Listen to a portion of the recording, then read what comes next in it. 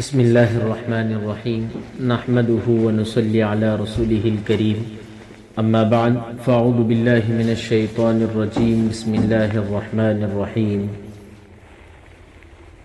وما الحیاة الدنیا الا متاع الغرور صدق اللہ العظیم قال النبی صلی اللہ علیہ وسلم الکیس من دان نفسه وعمل لما بعد الموت او کما قال علیہ الصلاۃ والسلام۔ محترم خواتین، اللہ رب العزت کا بے انتہا فضل، اس کا کرم ہوا کہ اللہ تبارک و تعالیٰ نے ہم سب کو دین کی باتیں سننے اور سنانے کی توفیق دی ہے، اور تھوڑی دیر دین کی فکر لے کر کے بیٹھنا اور دین کی باتیں سننا، اس کے بہت سارے فضائل احادیث کے اندر آئی ہیں کہ اللہ تبارک و تعالیٰ اسی مجلسوں میں بیٹھنے پر مغفرت کے وعدے فرماتے ہیں، اور حدیث میں اللہ کے رسول علیہ الصلاۃ والسلام فرماتے ہیں کہ یہ مجلسیں اتنی مبارک اور برکت والی ہوتی ہیں کہ ان کے اندر جو شخص بھی بیٹھتا ہے اللہ تعالیٰ اس کو آخرت میں اس کا اجر اتنا عطا فرماتے ہیں کہ وہ دیکھ کر کے پریشان ہو جاتا ہے کہ ہمیں اللہ تعالیٰ نے اتنا بڑا ثواب کس چیز کی بنیاد پر عطا فرمائی ہے۔ ایک حدیث میں اللہ کے رسول علیہ الصلاۃ والسلام فرماتے ہیں کہ تھوڑی دیر دین کی فکر کے لیے جمع ہونا اور دین کی باتیں سننے کے لیے بیٹھنا اور اللہ اور اس کے رسول کی تعریفی کلمات کا سننا، یہ اتنا بڑا ثواب رکھتا ہے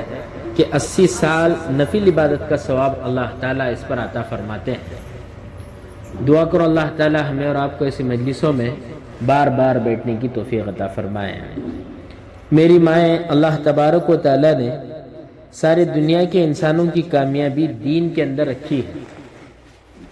اور اللہ تبارک و تعالیٰ نے دین کو مقصد بنانے کے لیے ہمیں کہا ہے،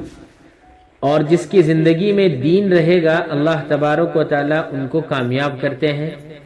یہ جب سے دنیا بنی ہے تب سے اللہ تعالیٰ کا یہی قانون ہے، اور دین کے بغیر اگر کوئی آدمی زندگی گزارتا ہے اور اپنی زندگی کے اندر دنیا کے ساز و سامان بہت سارے رکھ کر کے بھی رہتا ہے تو میری مائیں، وہ آدمی دنیا میں بھی ناکام ہوگا، آخرت میں بھی ناکام ہو جائے گا۔ زندگیوں کے اندر دین کا آنا بہت ضروری ہے۔ دنیا ایک ضرورت کی چیز ہے، اللہ تعالیٰ مقدر کے مطابق ہر ایک کو دنیا اپنے اپنے حساب سے عطا فرماتے ہیں،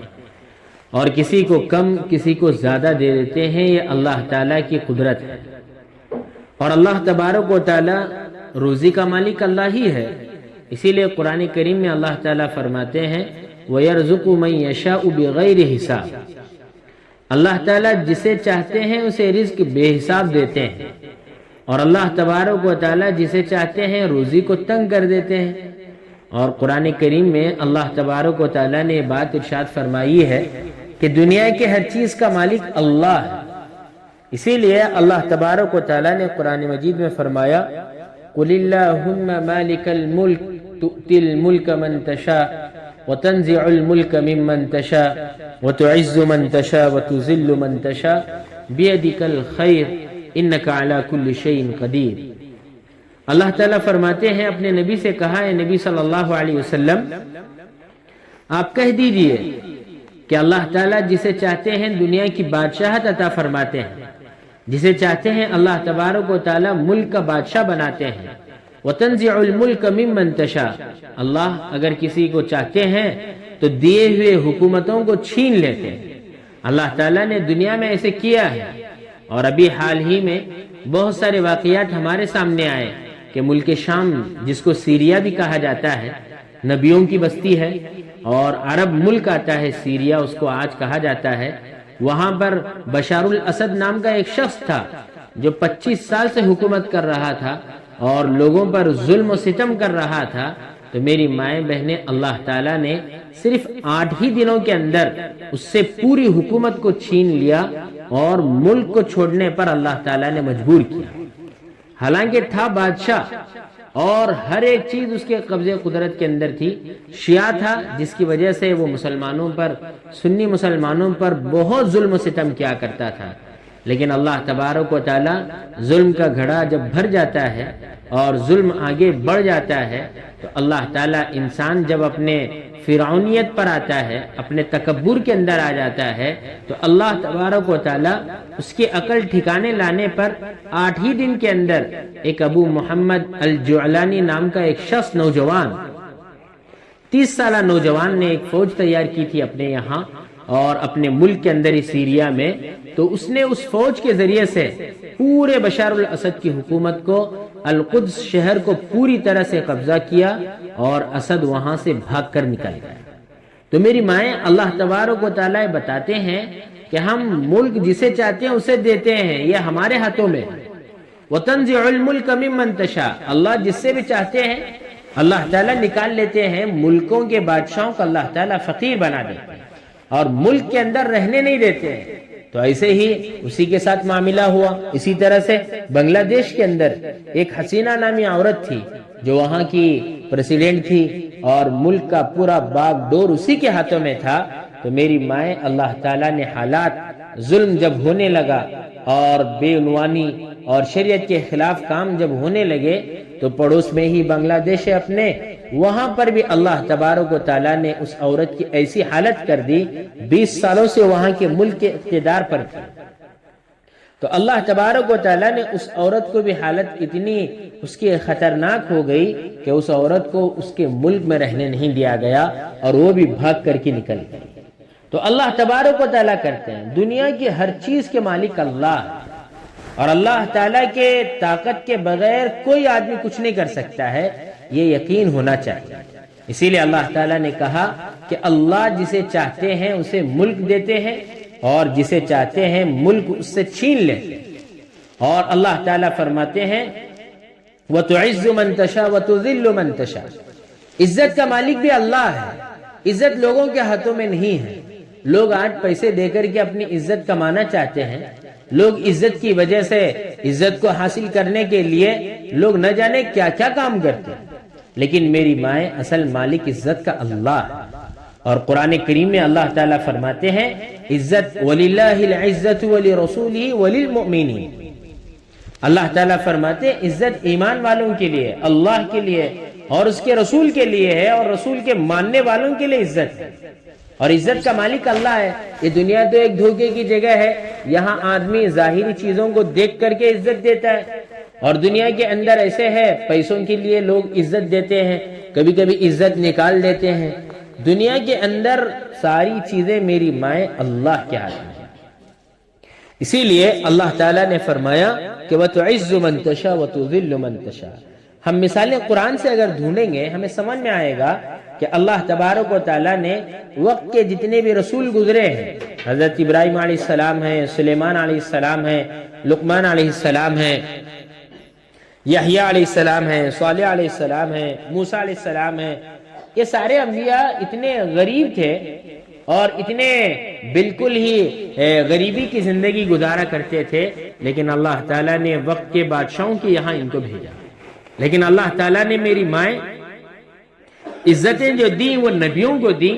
اور فرعون کو، حامان کو، شداد کو، نمرود کو، قارون کو اللہ تعالیٰ نے دنیا ہی میں ذلیل کیا، اور قیامت تک ان کا نام ذلت کے ساتھ لیا جاتا رہے گا۔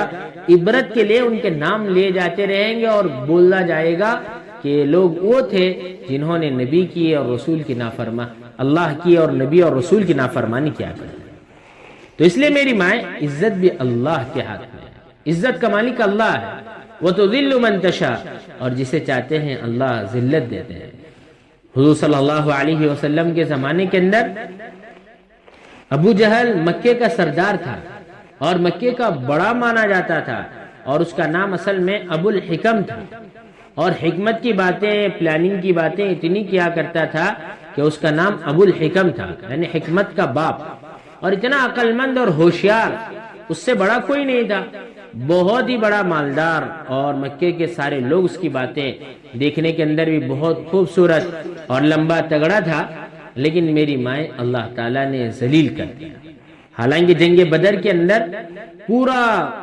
سپہ سالار بن کر آیا ہوا تھا، اور جنگ بدر کے اندر اپنے آپ کو یہ کہتا تھا کہ آج مسلمانوں کو ختم کر دیا جائے گا، دین کے ماننے والوں کا نام و نشان ختم کرنا ہے، اور وہی سردار تھا اس جنگ کا بھی۔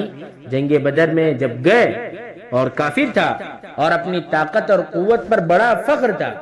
اب اللہ تعالیٰ نے وہ جگہ بھی دکھائی۔ ہم لوگ ابھی عمرے کو گئے تھے تو وہاں پر اللہ کا شکر ہے کہ ہم نے دیکھا جس جگہ پر ابو جہل کا لشکر تھا، اصل میں جنگ بدر ایسے قائم ہوئی کہ سیریا سے، ملک شام سے ابو سفیان جو کافر تھا،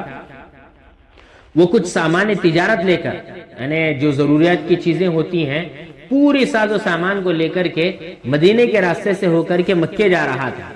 مسلمانوں کو خبر ہوئی کہ یہاں پر کافروں کا ایک بڑا لشکر اپنے ساز و سامان کو لے کر جا رہا ہے، ہم اس پر حملہ کریں گے تو وہ لوگ ذرا کمزور پڑ جائیں گے، ان کے کھانے پینے سامان کو ہم روک لیں گے۔ یہ ارادے سے اللہ کے نبی صلی اللہ علیہ وسلم صرف اس لشکر پر قبضہ کرنا چاہ رہے تھے۔ اب اس وقت جاسوس بھی تھے اور جاسوسوں کو پتا چلا کہ محمد صلی اللہ علیہ وسلم اپنے لشکر کو لے کر کے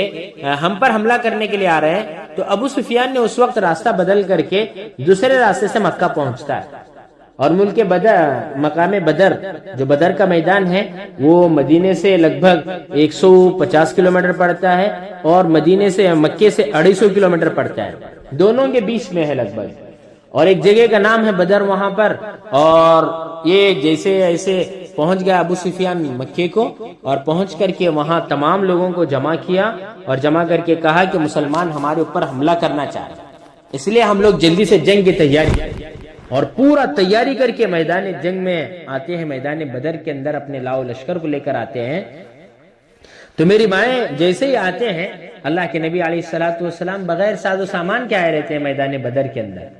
اور کسی کے پاس کوئی ساز و سامان ہتھیار نہیں، نہ کوئی تلوار ہے، نہ چاقو ہے، نہ گھوڑے ہیں، نہ اونٹ ہے، نہ زیرہ ہے، کچھ بھی نہیں، یہ پورے کے پورے لاؤ لشکر کے ساتھ آتے ہیں۔ لیکن ایمان والوں کا بھروسہ اللہ کی ذات پر ہوتا ہے، اور ایمان والوں کا ساتھ اللہ دیتے ہیں، اور جن کا بھروسہ اللہ کی ذات پر ہوتا ہے یقیناً وہ لوگ ہمیشہ کامیاب ہوتے ہیں۔ دنیا کے اوپر بھروسہ نہیں رکھنا ہے، دنیا دار لوگوں پر، دنیا کے چیزوں پر اور دنیا کے ظاہری اسباب پر نہیں، اپنا ایمان جتنا مضبوط ہوگا میری مائیں، یقین جانیے اللہ تعالیٰ کی مدد اتنی زیادہ ہم پر ہو۔ اور اللہ جب مدد کرنے کے لیے آتا ہے، قرآن کہتا ہے إِن يَنْصُرْكُمُ اللَّهُ فَلَا غَالِبَ لَكُمْ، اگر اللہ تمہاری مدد کرے گا تو تم پر کوئی غالب آ ہی نہیں سکتا ہے، یہ اللہ کا قرآن کہتا ہے۔ تو اس لیے ہمیں ہر چیز پر اپنا بھروسہ اللہ کی ذات پر رکھنا ہے، اور اپنے ایمان کو مضبوط بنانا ہے کہ اللہ ہی میرا سب کچھ کرنے والے ہیں، اللہ کے علاوہ کسی سے کچھ نہیں ہوتا ہے، کوئی مجھے فائدہ اور نقصان نہیں پہنچا سکتا، صرف اللہ ہی کر سکتے ہیں۔ اور اللہ کے نبی علیہ الصلوۃ والسلام میدان بدر میں بیٹھے، اور مسلمانوں کو یہ پتا چلا کہ اب کافرین آ رہے ہیں حملہ کرنے کے لیے، 1000 تعداد تھی، لیکن میری مائیں اللہ کے نبی علیہ الصلوۃ والسلام نے صحابہ کرام کو صفوں میں کھڑا کیا اور صحابہ کرام کو تیار کیا۔ 313 صحابہ کرام آئے، اس کے اندر 2 چھوٹے بچے بھی، وہ بھی جنگ کے اندر شامل ہو گئے، اور انہوں نے کہا کہ ہم بھی آنا چاہتے ہیں۔ معاذ اور معوذ ان کا نام ہے۔ اب وہ دونوں بچے بہت چھوٹے تھے، حضرت عبد الرحمن ابن عوف رضی اللہ تعالیٰ عنہ شاہد، وہ صحابی کہتے ہیں کہ یہ دونوں چھوٹے بچے میرے بازو میں کھڑے ہو گئے، اور میں دیکھ کر کے گھبرانے لگا کہ میری مدد کون کرے گا تکلیف کے اندر، یہ چھوٹے بچے ہیں، خود ان کو ضرورت پڑے گی میری مدد کرنے کی، اب اتنے چھوٹے ہیں، اب یہ کیا میری مدد کریں گے، ایسے دل ہی دل میں سوچ رہے تھے۔ حضرت عبد الرحمن ابن عوف رضی اللہ تعالیٰ عنہ کہتے ہیں کہ تھوڑی دیر گزری تھی کہ ہم لوگ کھڑے تھے، ان دونوں بچوں نے مجھ سے پوچھا کہ چچا جان ابو جہل کہاں ہے، ابو جہل کہاں ہے؟ تو حضرت عبد الرحمن ابن عوف کہتے ہیں کہ میں نے کہا آپ کیوں پوچھ رہے ہیں؟ تو ان دونوں بھائیوں نے کہا کہ ہم نے سنا ہے کہ وہ ہمارے نبی کو بہت گالیاں دیتا ہے، تکلیفیں پہنچاتا ہے، تو ہم یہ ارادہ کر کے آئے ہیں کہ آج ہم ان کا سر الگ کر دیں، ابو جہل کو ہم قتل کر دیں گے، ہمارے نبی کو گالی دیتا ہے، برا بھلا کہتا ہے، نعوذ باللہ، اس لیے ہم اس کا آج قصہ تمام کر دیں گے۔ تو عبد الرحمن ابن عوف کہتے ہیں میں بتاؤں گا۔ تھوڑی دیر گزرتی ہے کہ ابو جہل گھوڑے پر سوار ہو کر سامنے نظر آتا ہے، تو وہ صحابی کہتے ہیں کہ جاؤ، تمہارا جو نشانہ تھا اور تم جس کو تلاش کر رہے تھے وہ آ گیا ہے۔ یہ دونوں بچے بہادر بڑھتے ہیں اور جا کر کے پہلا بچہ گھوڑے پر وار کرتا ہے ٹانگ پر، اور گھوڑا نیچے گر جاتا ہے، اور دوسرا بچہ ابو جہل کے ٹانگ پر اس زور سے وار کرتا ہے کہ وہ نیچے گرا کا گرا رہ جاتا ہے، اٹھنے کی طاقت نہیں ہوتی ہے۔ پھر اس کو بری طرح سے زخمی کر دیتے ہیں، یہاں تک کہ میری مائیں یہ تھا سپہ سالار تھا کفار مکہ کا اور کافرین کا سردار تھا اور جنگ کا لیڈر تھا، لیکن اللہ تعالیٰ نے ایسی ذلت کی موت دی، 2 معصوم بچوں سے اللہ تعالیٰ نے اس کا قتل کروایا اور مار دیا۔ پھر آخر میں اللہ تبارک و تعالیٰ نے اس کی حالت اتنی بدتر کر دی، حضرت عبداللہ ابن مسعود رضی اللہ تعالیٰ عنہ یہ عجمی تھے، یعنی قریہ اور دیہات کے کم نسل کے رہنے والے تھے، اللہ تعالیٰ نے ان کے ذریعے سے اس کا سر قلم کرنے کے لیے لگایا اور تھوڑی جان باقی تھی۔ عبداللہ ابن مسعود رضی اللہ تعالیٰ عنہ ابو جہل کے قریب پہنچتے ہیں، پہنچنے کے بعد ابو جہل اتنا تکبر اور اتنا مستی خور تھا کہ وہ جب مر رہا تھا تو اس وقت بھی یہ کہتا ہے عبداللہ ابن مسعود رضی اللہ تعالیٰ عنہ سے کہ تم ایک عجمی شخص ہو اور تم خاندانی اعتبار سے بہت نیچے والے ہو، اس لیے میں چاہتا ہوں کہ میری گردن کوئی بڑا قبیلے والا کاٹے، تم میری گردن کو مت قتل کرنا۔ یہ عزت اور شرافت اور مستی کی باتیں کرتا ہے، لیکن اللہ تعالیٰ نے ذلیل کر دیا اس کو، اور حضرت عبداللہ ابن مسعود رضی اللہ تعالیٰ عنہ نے اس کو گردن دھڑ سے الگ کر، اور آخر میں بھی کہہ رہا تھا کہ میری گردن ذرا نیچے سے کاٹنا تاکہ لوگوں میں میری گردن اٹھ کر کے دکھے۔ تو اللہ تعالیٰ میری مائیں بتانا یہ ہے کہ عزت اللہ دیتے ہیں۔ اللہ تعالیٰ نے یہ، حالانکہ سردار تھا ابو جہل، اور جنگ کے میدان میں اللہ کے نبی علیہ السلام نے میدان بدر ہم گئے تھے تو وہاں پر ایک مسجد عریش بنی ہوئی ہے، اللہ کے نبی صلی اللہ علیہ وسلم کا وہاں رات میں جھونپڑا لگا تھا، جھونپڑی ڈالے تھے اللہ کے رسول وہاں آرام کرنے لگے، کوئی چھت وت کچھ بھی نہیں تھی، وہاں پہاڑ تھا، اور اس جگہ پر اللہ کے نبی صلی اللہ علیہ وسلم نے اپنا ایک پڑاؤ ٹینٹ ڈالا تھا، خیمہ تھوڑا چھوٹا سا، اور اس کے اندر اللہ کے نبی نے رات گزاری تھی، اور اس رات میں اللہ کے نبی نے رو رو کر کے دعائیں مانگی تھی کہ اے اللہ، یہ چھوٹا سا قافلہ ہے جو آپ کو ماننے والا ہے، اگر آج کے دن یہ شہید ہو گیا کل صبح میں تو آپ کا کوئی نام لینے والا نہیں رہے گا، اس لیے اللہ میں ہماری مدد فرما۔ اللہ تعالیٰ نے صبح جیسے ہی جنگ شروع ہوئی، کافرین گاجر مولی کی طرح کاٹے جانے لگے، اور اللہ تعالیٰ نے فرشتوں کو اتارا تھا، اور فرشتوں کے لیے اللہ تعالیٰ نے جو جگہ چنی ہے، ہمیں وہاں جانے کا بھی موقع ملا، آپ جائیں گے، اللہ تعالیٰ آپ تمام کو مکے اور مدینے کی زیارت نصیب فرمائے، اللہ پوری امت مسلمہ کو اپنے گھر کی زیارت بار بار نصیب فرمائے۔ اللہ تعالیٰ نے مکہ اور مدینے کو ایسے بنائے کہ آس پاس میں سب پہاڑ ہیں اور پتھریلی پہاڑ ہیں، لیکن اللہ کی قدرت دیکھیے، بدر کے میدان سے ایک تھوڑی دور پر وہاں پر اللہ تعالیٰ نے فرشتوں کو اتارا، اسے جبل ملائکہ کہا جاتا ہے، یعنی فرشتوں کا پہاڑ، اور اس پہاڑ کو اللہ تعالیٰ نے بالو کا بنا، اور اتنی باریک باریک ریت ہے، اور ریت کی خاصیت ہوتی ہے کہ اڑ کر کہاں چلا جاتا ہے وہ بار بار کہیں پر، 1500 سال ہونے آ رہے ہیں، وہ پہاڑ بالو کا ابھی جیسا کا ویسا ہی، بارش ہوتی ہے تو بارش میں بھی ہو سکتا ہے پھسل کر کے نکل جاتی ہے، لیکن یہ بالو کبھی پہاڑ ہے، بالو اگر ہوتی ہے تو ظاہر سی بات ہے کہ کتنی بھی زیادہ ہو، کئی 100 سالوں سے اگر پڑی ہو تو جگہ چھوڑ کر چلے جاتی ہے، لیکن اللہ کی نشانی دیکھیے کہ وہ پہاڑ اتنی اونچائی پر ہے، اس پر چڑھنے کا موقع ملا، اللہ تعالیٰ نے اپنے فرشتوں کو صحابہ کرام کی مدد کے لیے اس پر اتارا، نرم جگہ پر فرشتوں کو اتارا، اور اتار کر کے فرشتوں کو اللہ تعالیٰ نے میدان بدر میں مدد کے لیے بھیجا، اور میدان بدر میں ان فرشتوں نے کافروں کا پورا قصہ ختم کر دیا، اور کافرین شکست سے فاش ہو گئے اس وقت۔ تو میری مائیں یہ اللہ کی مددیں ہیں، تو اللہ تعالیٰ عزت دیتا ہے اور اللہ تعالیٰ ہی ذلت دیتا ہے۔ ابو جہل کو اللہ تعالیٰ نے اسی جنگ میں ختم کر دیا 2 معصوم بچوں کے ذریعے سے، تو اس لیے اللہ تعالیٰ ہی عزت کا مالک ہے، ہمیں اللہ ہی سے مانگنا ہے، اور اللہ ساری دنیا کا مالک ہے، ہمارا یقین اللہ کی ذات پر ہو، اللہ کرنے والا ہے، اور جب تک یہ یقین رہے گا میری مائیں، کوئی دنیا کی طاقت ہمارا کچھ نقصان نہیں پہنچا سکتی ہے۔ اسی ایمان کو بنانا ہے تو میری مائیں دینی باتیں سننے سے یہ چیزیں ہوتی ہیں، جماعتوں میں جانے سے، مذاکرے ہونے سے، دین کی باتیں سننے سے۔ میری مائیں آج اصل میں ہمارا مسئلہ یہ ہے کہ ہم لوگ دنیا کی محنتیں بہت کرتے ہیں، جس ٹائپ آدمی محنت کرتا ہے وہ چیزیں اس کو سمجھ میں آتی ہیں۔ کوئی آدمی دین کا کام کر رہا ہے تو اس کو دین سمجھ میں آتا ہے، کوئی آدمی قرآن پڑھ رہا ہے تو اس کو آخرت سمجھ میں آتی ہے، دین کیا ہے، اللہ کے احکامات کیا ہیں وہ سمجھ میں آتا ہے، کوئی آدمی نماز کی پابندی کر رہا ہے، اسلام کے بارے میں بار بار بولتے رہتا ہے، سنتے رہتا ہے، جماعتوں میں جاتے رہتا ہے، اس کو ہمیشہ آخرت سمجھ میں آئے۔ اور جو آدمی دنیا دار ہے، پیسے کمانا چاہتا ہے، آگے بڑھنا چاہتا ہے، بنگلے بنانا چاہتا ہے، وہ کرنا چاہتا ہے اور اسی میں اس کی محنت لگ رہی ہے، تو اس کو وہی سمجھ میں آئے گا۔ آپ 1000 باتیں اس کو سمجھائیں، سمجھ میں نہیں آئے گا، کیونکہ اس کی پوری محنت کیا ہے؟ دنیا کے اندر لگ رہی ہے، اور دنیا کمانے کے اندر، دنیا کے کام کرنے کے اندر، پیسے کمانے کے اندر، اسی میں اس کا دل اٹکا ہوا ہے۔ تو میری مائیں وہی اس کو سمجھ میں آئے گا۔ آپ بولیں گے نماز پڑھنے کے بارے میں، وہ کہے گا کہ میرے پاس وقت نہیں ہے۔ بہت سارے لوگ ہوتے ہیں ایسے، نماز پڑھنے کے لیے کہا جاتا ہے، حالانکہ نماز فرض ہے، نماز کبھی معاف نہیں کسی کو، بڑے سے بڑے ولی پر بھی نماز معاف نہیں ہے، نماز کا پڑھنا فرض ہے۔ تو میری مائیں، ہر ایک آدمی جو محنتیں کر رہا ہے، ان کو وہی چیزیں سمجھ میں آتی ہیں۔ محنت اگر دین پر ہوگی ہم لوگوں کی، دین سمجھ میں آئے گا۔ اور یاد رکھیے،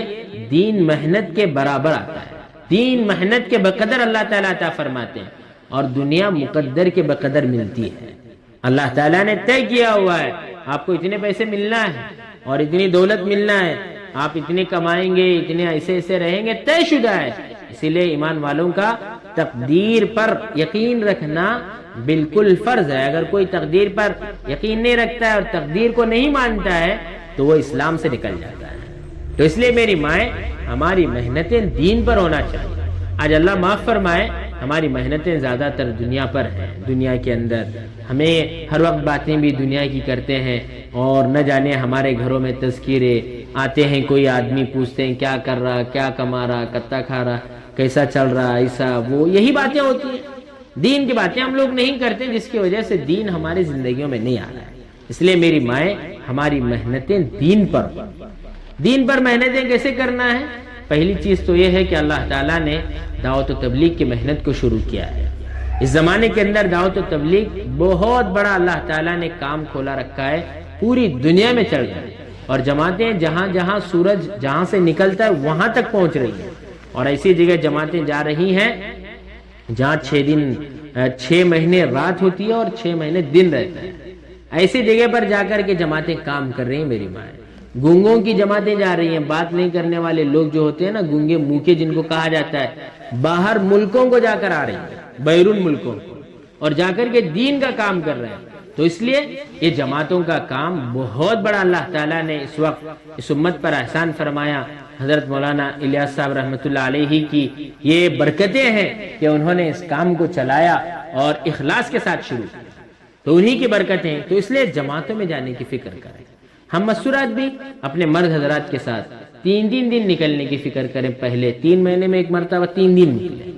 اور دوسرا کام یہ ہے کہ ہم اپنے گھروں میں دینی محنت کریں۔ ہم اپنے گھر میں اپنے بچوں کو لے کر، اپنے گھر والوں کو، اپنے جو بھی گھر میں جتنے بھی افراد ہیں، روزانہ میری مائیں فضائل اعمال کی تعلیم کو شروع کریں۔ یہ دینی ماحول بنتا ہے، اور دینی ماحول اسی سے بنے گا۔ آج افسوس ہے، ناچ گانے کیوں گاتے ہیں ہمارے بچے، ناچتے کیوں ہیں، گالیاں کیوں دیتے ہیں، اور گندی حرکتیں کیوں کرتے ہیں؟ اس لیے کہ ہم نے ٹی وی رکھ کر کے وہ ساری چیزیں ان کو دکھا دی ہے، جس کی وجہ سے ان کے ذہنوں میں غلط باتیں، غلط چیزیں، غلط نظارے دیکھ کر کے وہ غلط سوچتے ہیں۔ اگر ہم نے اپنے گھر کو دینی ماحول والا بنایا ہوتا، اور ہمارے گھر کو ہم نے نبی صلی اللہ علیہ وسلم کے سنتوں سے آراستہ کیا ہوتا، ہمارے بچے سنتوں پر عمل کریں۔ اس لیے تعلیم بہت ضروری ہے میری ماں۔ تعلیم کو شروع کریں، فضائل اعمال کی کتاب پڑھیں، کنڑ میں، انگلش میں، اردو میں، ہندی میں، جو زبان ہے وہ زبان میں آپ کو الحمدللہ فضائل اعمال ملتی ہے۔ وہ بیٹھ کر کے روزانہ 10-15 منٹ پڑھیں گے، اس کے ذریعے سے بچوں میں دینداری آئی۔ آج میری مائیں، دیندار بنانے کی کوئی مشین دنیا میں نہیں، یاد رکھیں، اور کہیں آدمی سدھرتا نہیں۔ کوئی مشین دنیا میں ایسی نہیں ہے کہ ایک طرف سے ڈال دیا جائے اور دوسری طرف سے بن کر سدھر کر نکل جائے گا۔ بگڑنے کی بہت جگہ ہے میری ماں، آدمی بہت بگڑتا ہے۔ بگڑنے کے لیے کوئی ضرورت ہی نہیں ہے، بیٹھے بیٹھے موبائل آ گیا، اتنا گندا ہے موبائل، اللہ معاف فرمائے، اللہ بچائے۔ ایسا موبائل اتنا بڑا فتنہ اس دور میں ہے، اس لیے آپ اپنے بچوں کو موبائل بالکل نہ دیں۔ موبائل اپنے بچوں کو، خاص کر کے لڑکیوں کو، لڑکوں کو موبائل دینے کی ضرورت ہی نہیں ہے میری ماں۔ اس سے اتنی خرابیاں آ رہی ہیں، اللہ معاف فرمائے۔ ہمارا معاشرہ اس سے تباہی کے دہانے پر پہنچا ہے۔ اچھے اچھے لوگ نمازی بھی اس کے ذریعے سے گناہوں میں مصروف ہیں۔ موبائل دیکھنا، موبائل کے اندر گندی تصویریں، غلط ویڈیوز، پکچر، ریلز، کیا کیا آ گئے ہیں، اور لوگ آج گناہ نہیں سمجھ رہے ان چیزوں کو، اور دیکھ رہے ہیں گانے اور سمجھتے ہیں کہ آ رہا ہے چلو چلتا، یہ بھی دیکھے چلتا۔ تنہائی کے اندر بیٹھ کر کے دیکھ رہے ہیں۔ یاد رکھیے میری مائیں، ایسے تنہائی کے گناہوں سے اللہ تعالیٰ ایمان کو چھین لیتے ہیں۔ آج امت بہت ان گناہوں کے اندر مصروف ہے، سمجھ نہیں رہی ہے، گناہ کو گناہ نہیں سمجھ رہے۔ پہلے زمانے کے اندر قریب میں لوگ گانے سننے کو گناہ سمجھتے تھے، اور گناہ ہے ہی، اور اگر کوئی گانا سنتا تھا تو نماز کے وقت میں یا اذان کے وقت میں بند کر دیتا تھا گھروں میں ٹی وی وغیرہ۔ لیکن آج افسوس ہے کہ لوگ مسجدوں میں بیٹھ کر کے موبائل دیکھتے ہیں، نماز پڑھتے ہیں، نماز کی حالت میں آئے مسجد کو، اللہ کے گھر کو آئے، وہاں پر بھی موبائل استعمال کرتا ہے، گناہ ہی نہیں سمجھ رہے ہیں۔ اب میری مائیں، ہمارے گھروں کا کیا حل ہوگا؟ مسجد میں اس کو خوف خدا نہیں ہے، اللہ کا ڈر اس کے دل کے اندر نہیں ہے، تو میری مائیں یہ کہاں جا کر کے ڈرے گا بولیے؟ تو اس لیے میری مائیں، آپ اپنے بچوں کو خاص کر کے موبائل ہرگز نہ دیں، موبائل بالکل ضرورت نہیں۔ ہاں اگر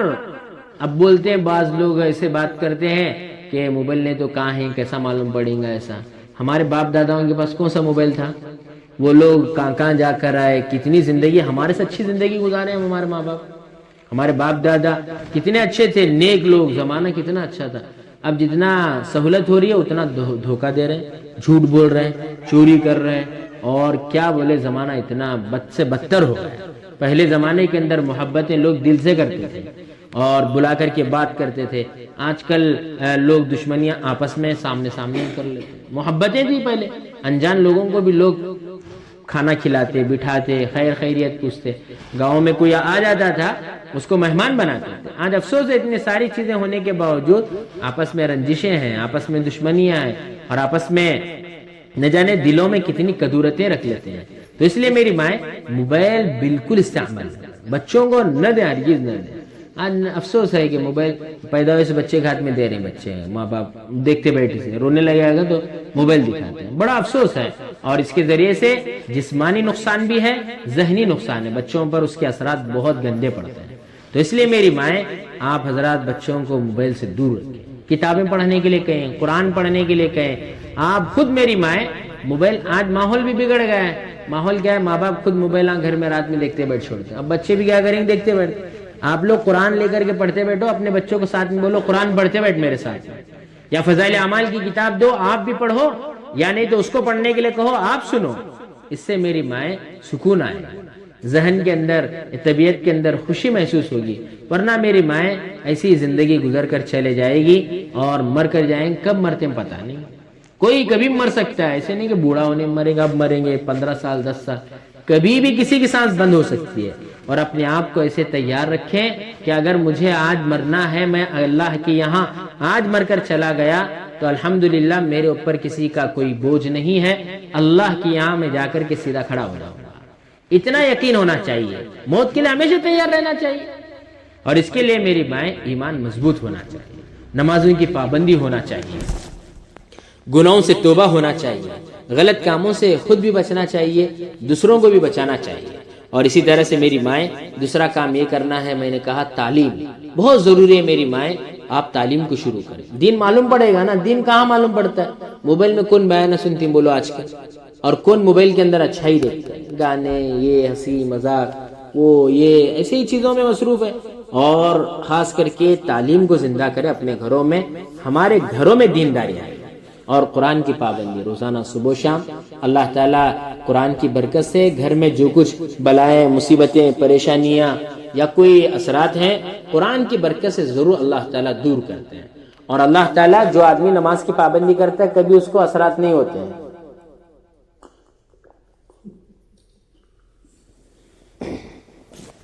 کبھی اس کو مصیبت نہیں آتی ہے۔ میری ماں، اللہ تعالیٰ آزمائش لاتے ہیں، وہ اور بات ہے۔ تو اس لیے آپ اپنے گھر میں تعلیم کو زندہ کریں، دوسری چیز بچوں میں دینی ماحول لائیں، آپ خود بچے کو کھانا کھلاتے اس وقت میں دعا پڑھ کر کہنے کے لیے کھانے کے لیے کہیں، سونے کے وقت میں سونے کی دعا، گھر میں داخل ہوتے اس وقت میں گھر میں داخل ہونے کی دعا، جاتے اس وقت میں جانے کی دعا، یہ تمام پابندی کریں گے، ہمارا ایک ماحول اسلامی بنے گا اور اللہ تعالیٰ اس سے خیر و برکتیں لائے گا۔ اسی طرح سے ہمارے ضلع کا 28 اور 29 تاریخ کو جوڑ ہونے جا رہا ہے، بڑا ضلع کا اجتماع ہے زندگی کے اندر، اس کے لیے بھی دعائیں کریں۔ آپ اپنے مرد حضرات کو تشکیل کریں جماعت میں جانے کے لیے، اللہ کے راستے میں نکلنے کے لیے فکر کریں اور خود بھی نکلنے کے عزائم اور ارادے کریں، اور جن کا وقت لگا ہے وہ 10 دن لگے ہیں، 3 دن 3 بار لگ کر ایک بار 10 دن لگے ہیں، تو 40 دن کا ارادہ کریں، 40 دن اللہ کے راستے میں جا کر آئیں اپنے مرد حضرات کے ساتھ میں۔ اور اسی طرح سے میری مائیں دین کو ہمیشہ ساتھ میں رکھیں، دین نہ جائے، دنیا جائے کوئی افسوس کی بات نہیں ہے، لیکن میری مائیں دین ہمارے سے نہ جائے۔ اس لیے سب سے اہم چیز دیندار ایمان والے بننے کی فکر کریں، اللہ اور اس کے رسول کی مطابق زندگی گزارنے کی فکر کریں، تو یقیناً میری مائیں دنیا کی زندگی تو ہر کسی کی گزرتی ہے، لیکن آخرت میں اللہ جسے چاہتے ہیں اسی کی زندگی آسان کرتے ہیں، ورنہ آخرت میں بہت افسوس ہوگا۔ قرآن کریم میں اللہ تعالیٰ نے جہنم کے جو حالات بیان کیے ہیں وہ ہم اگر پڑھیں گے اور سنیں گے تو میری مائیں ہمارے آنکھوں سے آنسو نکل جاتے ہیں۔ قرآن کریم میں اللہ تعالیٰ نے ایسی خطرناک چیزیں اور جہنم کے بارے میں باتیں ارشاد فرمائی ہیں، اس کا اندازہ ہم اور آپ نہیں لگا سکتے ہیں۔ تو اس لیے جہنم سے بچنے کی کوشش کریں اور جنت میں جانے کی فکر کریں اور جنت میں جانے والے اعمال کریں، اور ہم جب جنت میں جانا چاہ رہے ہیں، ہمارے پڑوسی، رشتہ دار، دوست و احباب، ان کو بھی جنت میں لے جانے کی فکر کریں۔ ہمارا بچہ اگر جہنمی بن رہا ہے تو اس کی فکر ہمیں کرنا چاہیے۔ کیا کوئی ماں یہ چاہتی ہے کہ اپنا بچہ جہنم میں چلا جائے؟ تو اس لیے میری مائیں، ہم خود نیک بن گئے اور ہماری اولاد بے دین ہے تو اس کو پسند نہ کریں، بلکہ یہ چاہیں کہ ہمارے بچے بھی نمازی بنے، دیندار بنے، وہ بھی جنت میں جانے والے، اس کی فکر کریں۔ اور اسی طرح سے ہمارے ہونے والے اجتماع کے لیے دعا بھی کریں، اور خاص کر کے جماعتوں میں نکلنے کی فکر کریں۔ ابھی مختصر دعا ہوگی، آپ حضرات اس کے بعد میں کون جماعت میں نکلنے والے ہیں اس کے لیے نام بھی لکھائیں۔ دعا کرو اللہ تعالیٰ عمل کی توفیق عطا فرمائے۔